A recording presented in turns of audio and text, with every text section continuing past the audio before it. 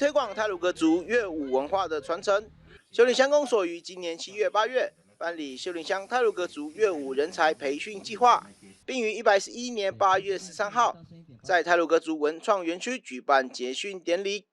本所文官科科长高海云、北区代表副持村长邱金城皆一同到场为学员祝贺。这几年，你会看到很多一些像公益的传承、培训的工作。其实我们在传统乐舞，我们从前年也一直在不断的琢磨要怎么去把这样一个传统乐舞文化继续的传承跟推广。本次计划邀请本乡在地师资群，第一位比德鲁乌嘎老师，专长是传统生活技艺，指导传统乐器制作及山林材质的认识。第二位简仁志老师，专长是音乐，指导敲奏木琴及弹奏口簧琴的音阶认识。第三位东东侯文老师，专长是太鲁阁族当代表演艺术，指导古调清唱及了解歌谣含义。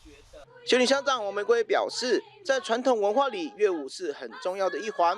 透过本所开办的乐舞人才培训计划，是希望培养更多本乡热爱自己传统乐舞的族人，未来能够将传统乐舞生活化，并延续传承太鲁阁族先祖的智慧。秀林乡公所美宣组报道。秀林乡的 Line Edge 官方账号正式上线喽！只要扫描荧幕上的 QR code， 或者在 Line 搜寻 ID， 赶紧加入我们，即可获得乡内第一手消息。还在等什么？拿起你的手机加入我们吧！